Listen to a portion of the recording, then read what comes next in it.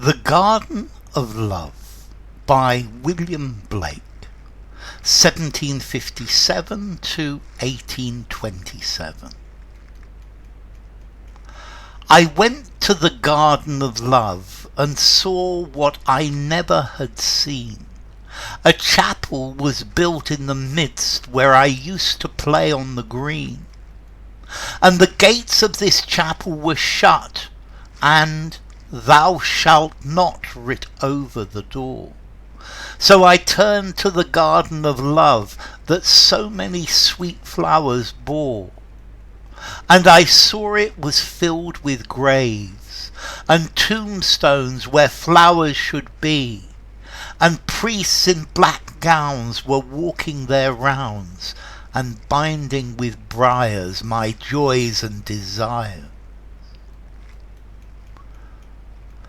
Okay, this is a poem by William Blake. Let's see, William Blake was born in London. He was born in Soho, and he was a painter and a printmaker and a poet. He lived in London almost all of his life. Now, he's one of the most important poets of the late 18th, early 19th century. And very often he's put together with the romantics like Wordsworth. But I think Blake is very different. Blake's always writing about religion. He's writing about poverty. He's writing about the poor, the situation of the poorest people in society, and he's always using different things as symbolisms, as something to represent things, particularly sin or religion or evil, and he's writing to against the injustice in society. He's writing about the things that he thinks are wrong in society. Now, this poem is against organized religion, and Blake was very critical of the Church of England. He was very critical of organized religion. He was deeply religious and he deeply believed in his God, but he didn't believe, he was not at all happy. He was very discontent about the way the Church of England and all organized religions were treating people. He believed that this was not religious at all. So we have this poem which is called The Garden of Love. And I think firstly the symbolism of the title, the Garden of Love, the Garden of Eden. And I think this is talking about the fact that man was in the Garden of Love, in the Garden of Eden, until the fall from grace, until man was forced to leave the Garden of Eden.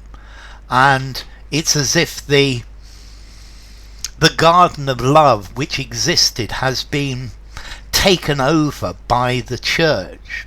The Garden of Eden that we once lived in, which was a beautiful place which fostered love, has now been taken over by the Church of England, has been taken over by organised religions, and these religions have destroyed the Garden of Love. They've destroyed the Garden of Eden. They have caused man to fall from grace, and they've changed religion from something which is supposed to be full of love and happiness, and they have replaced it with a world of "thou shalt not." I went to the Garden of Love and saw what I never had seen. A chapel was built in the midst, where I used to play on the green.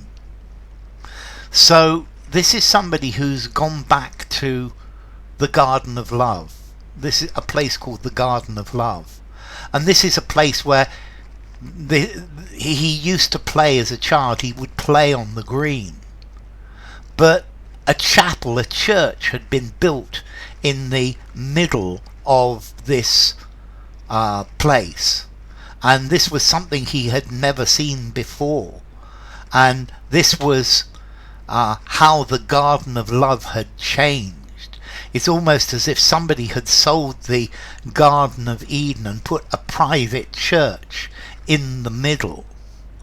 And this is a change from a world of love to a world of, well, we're going to see a world of rules.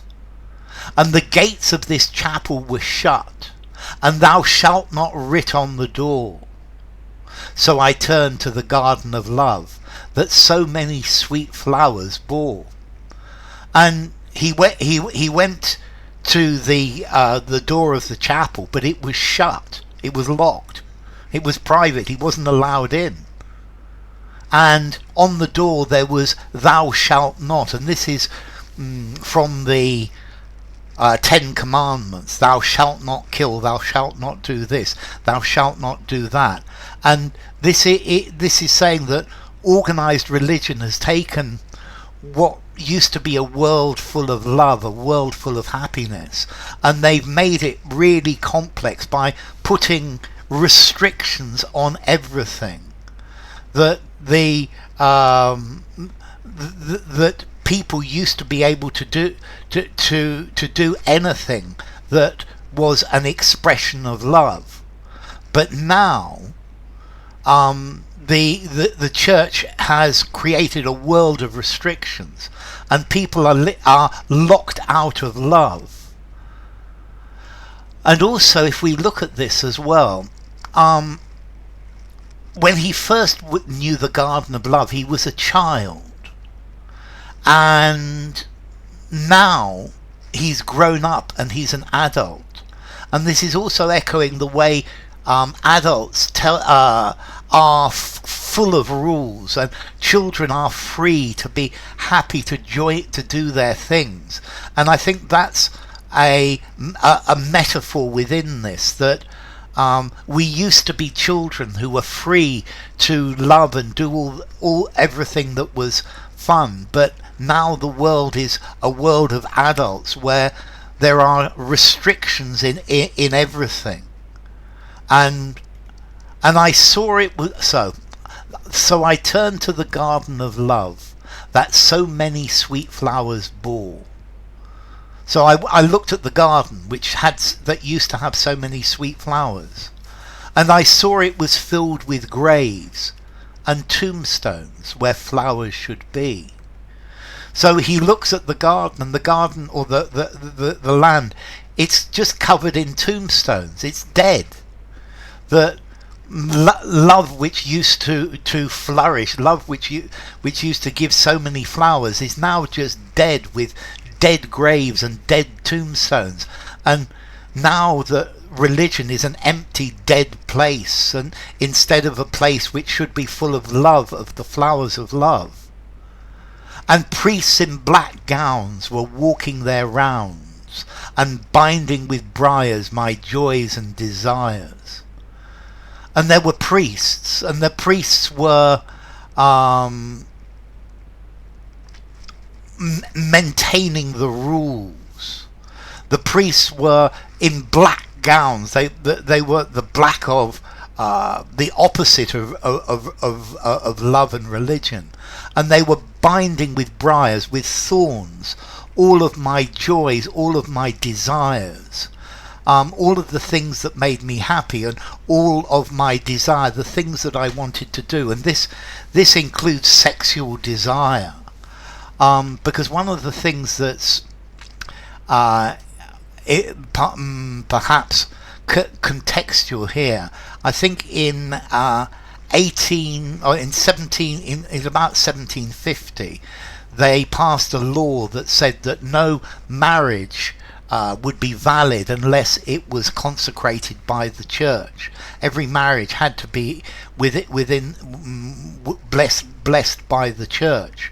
And this poem, it's saying that all of these restrictions over love, restrictions over sexuality, that sex was something to be ashamed of, and no, sex was something to be happy about. And when man was thrown out of the Garden of Eden, suddenly man is embarrassed by his nakedness, and instead of the body being beautiful, that sex being a celebration of love, this was something that was sinful, or something that had to follow the rules set down by the church. And okay, so this poem, it's talking about the fall from Eden, the fall from happiness, that this was a garden where joy, where desire, where love was free, that love was something that was important. It was the most important part. But now it's become a world which is completely dominated by the rules and the thou shalt nots of religion. And love, whether it's romantic, whether it's spiritual, whether it's sexual, is something that is part of being human. And it's not for religions to put rules about love. It's for religion to foster love, to bring on love, to make love something that is easier. And I think also at the same time, as I said before, we have this idea of being a child, and the garden of love being something innocent, where love is something that is to be enjoyed, that we live in a world of love, and then the adult world puts restrictions on this, the church puts restrictions on this, and there is this separation between childhood and adulthood. So, The Garden of Love by William Blake. Bye for now.